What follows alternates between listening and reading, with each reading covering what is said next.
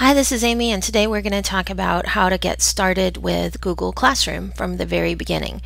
Now, we're not going to talk about all the latest new features and every single thing you can do with Google Classroom. This video is for people who want to start using Google Classroom and don't have a professional development available where they are or who need more help. So the very first thing that you're going to do is you're just going to navigate in your browser to classroom.google.com. So I'm just going to type it right up here in my Omni box, classroom.google.com, and I'll just hit enter and navigate to Google Classroom. So when you first get there, you'll probably see some tutorials. You may be asked if you're a teacher or a student. If you get that question, definitely click that you're a teacher if you're a teacher. If you're a student getting started, then of course you click that you're a student. So if your screen looks like mine now, you want to look for this plus sign in the top right hand corner. So things may change with this home screen in the future when you watch this video, but this plus sign will probably still be there. It's been there since Google Classroom came out. So the first thing that we're going to do is we're going to create a class. So I'm going to click my plus sign and then create class. Now let's just give it a name. So a question always is asked in face-to-face training, and that is, do I make one classroom for all of the students I teach in a particular class, or a separate one for each group of students I teach? And the best answer I have for you is a separate one for each group of students you teach, and I'll try to remember to show you why when we get there. Alright, so this is going to be my classroom, and I'm going to pretend that I teach English 3. And I'm going to call this section 1 for first period, and obviously the section is going to be English. And if you're an elementary school teacher, you could just type, you know, 4th grade AM or whatever. Actually, you know what? I really need to put Mayor for my students, not for me. I know who I am, but when my students see this class in their list, I really need them to see my name there at the beginning. So definitely do that too. All right, so let's go ahead and create our first class and get started editing it. All right, here we go. You can see that it came up with a lot of default things already. It has a theme at the top. It has my name that I just typed in, and it has some little instructional information right here. The first thing you may want to do is change your theme. You can also upload a photo. That's right over here. So if you want to take a picture of this class and upload the picture here, you can do that, or you can go to select a theme and you can change a different picture for the background. The photo that you choose determines the color scheme also. So if you choose this nice colorful one, then you're going to have a red background, and if you change to a different one, let's do this one.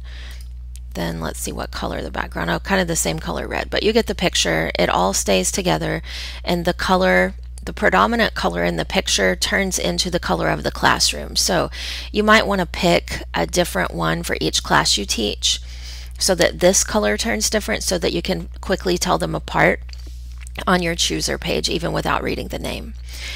All right, number one thing is going to be, how do I get my students in here? Don't be afraid to get your students in and then experiment with this. I'm going to show you how to make it so that it's completely safe and nothing will go wrong.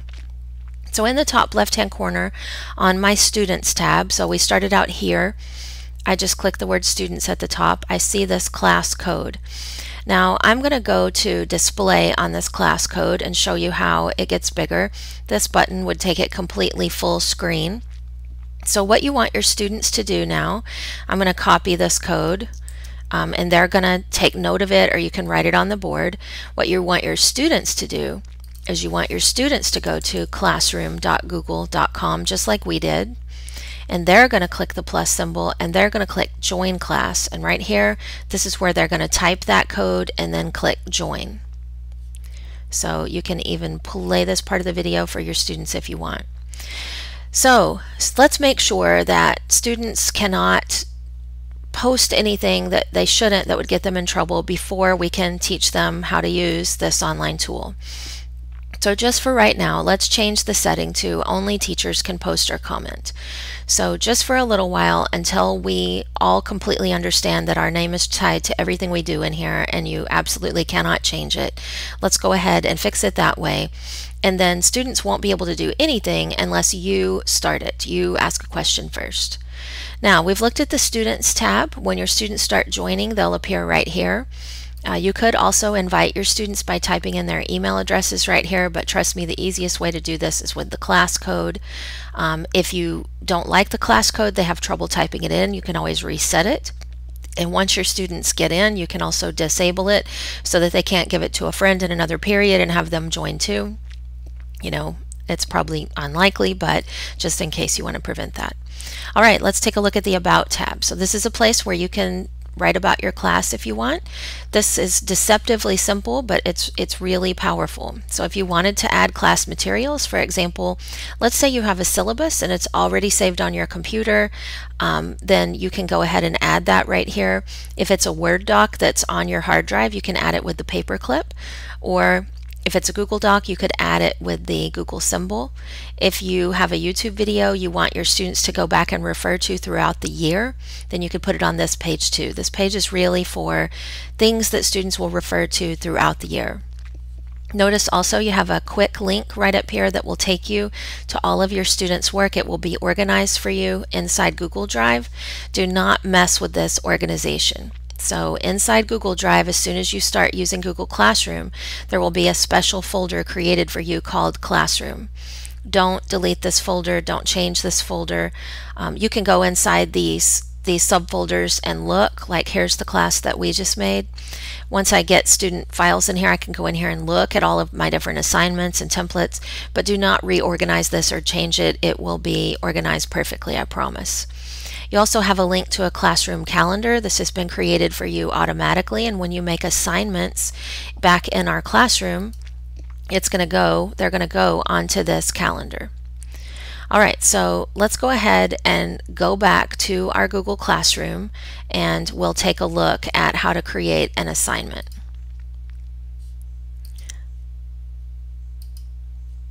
All right, and I didn't say it, I should have, but when you use these hot dogs right over here, let me go back and show you. So we'll call these the classroom hot dogs, and when we click on this, this is going to let us quickly navigate among all the classes we teach. So I just went back to the stream of the class we're working in today.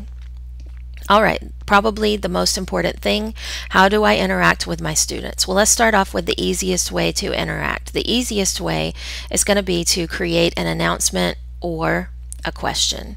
So let's start with an announcement. I'm going to hover over my plus sign. This is on the stream page, and I'm just going to click on the speech bubble next to announcement. So I'm going to say, you know, don't forget to bring your paperwork from home today. I just type an announcement to my students. I can create a topic if I want for this, so I could call this announcements or paperwork or whatever I wanted to call it, so that I can group those topics together later on. If I want to attach something from my computer, I can use this button. If it's in my Google Drive, I can use this one. If it's something that's online on a website or web page, I can use this link right here. And we'll look at those in just a minute. So who do I want it to go to? It's going to go to all students in this class, and this is why we separate our students, because if we teach multiple classes, then we can post this to all of the classes we teach at one time. So make sure you create all of your classes in Classroom before you start making posts. All right, now let's take a look really quickly at this little down arrow.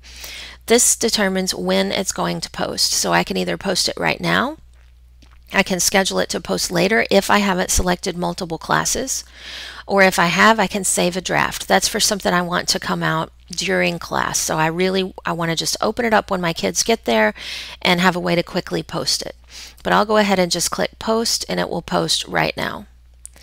Now let's learn about a couple of other assignment types. This is the question assignment type, the great way to get started in your classroom. Let's say if you're an English teacher like I was, you're going to start reading a new piece of literature. So let's say we're going to read Heart of Darkness, and we're going to start off with the deep question, what is evil? So let's go ahead and let students answer with a short answer. Right now, since we're starting off slow, we'll make it so students cannot reply to each other, and let's make it so students cannot edit their answer. So I'll keep both of those off, and we'll just go ahead and click Ask. So here it is. Our students are going to be able to write back right underneath here. We and other students will see who wrote what. Now, depending on what question type you create, you can control that. So let's go ahead and create a multiple choice question, and now we can determine whether our students can see the class summary or not. They won't be able to see what each other ask, but we can determine whether they see how the class as a whole answered. So if we want to do it here, we can say, what is the best definition of evil? What does it say about me that that's the first thing I thought of Tuesday morning? Heart of Darkness. Probably not real great. All right, so we can just type our answer choices here now, as many as we want.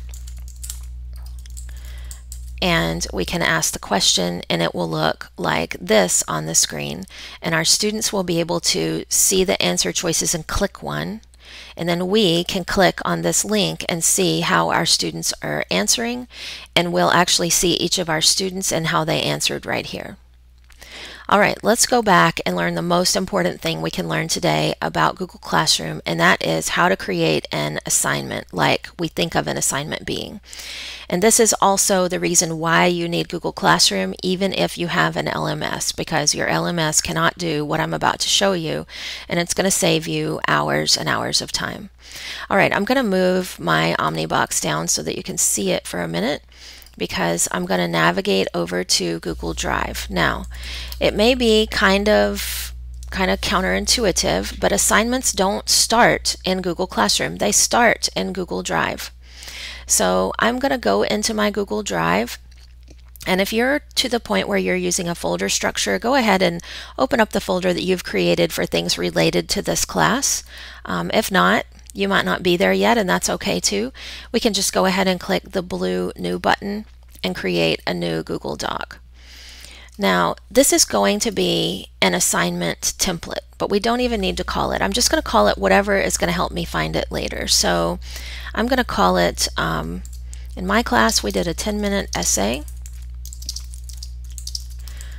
And we did one every single day, and I would have loved to have had this tool to assign it.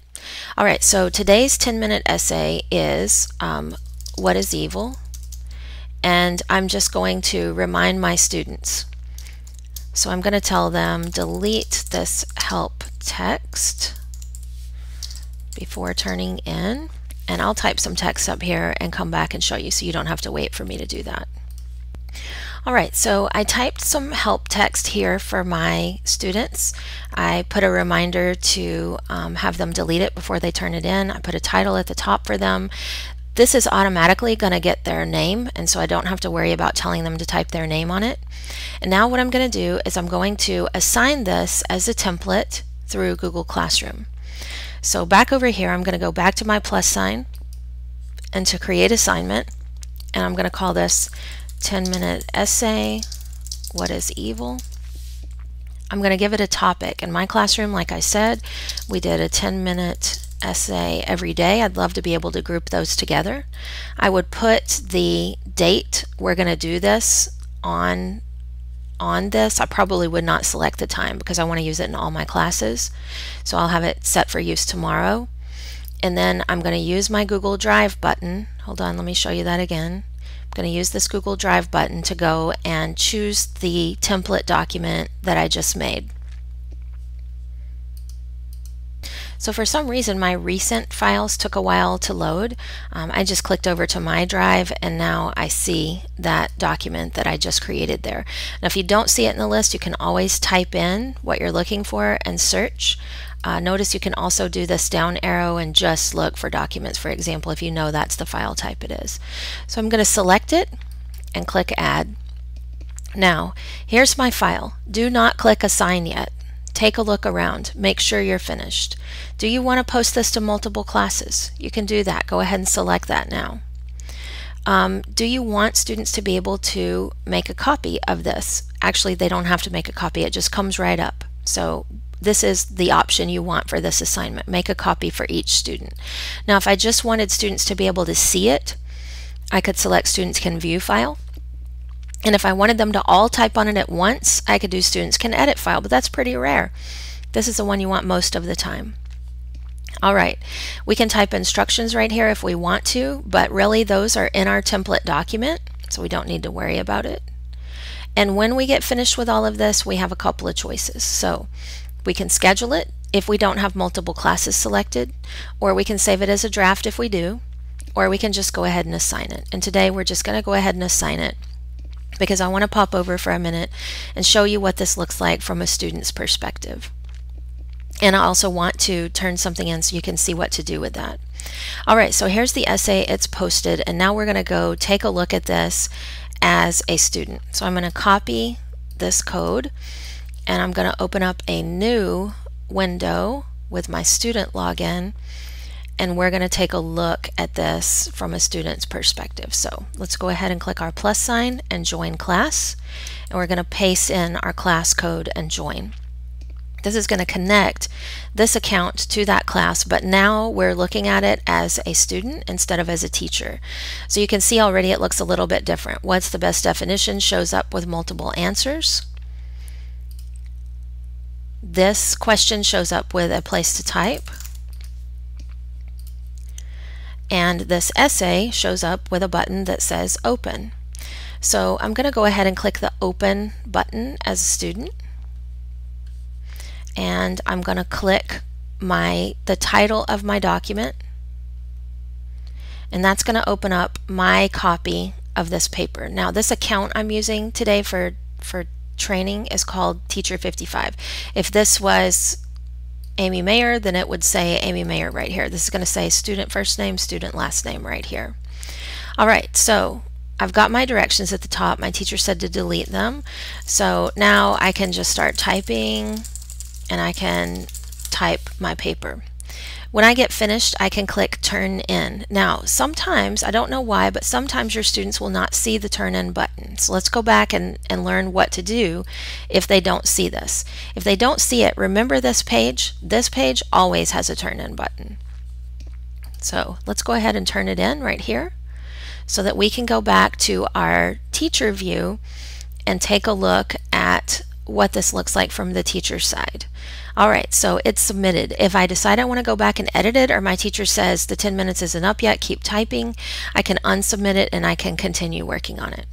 All right, now I'm going to minimize this window, and we're going to go back and look at this from the teacher perspective. So in the stream, here is my essay, and notice now I have one student who's done. Let's go and look at the assignment page from the teacher view.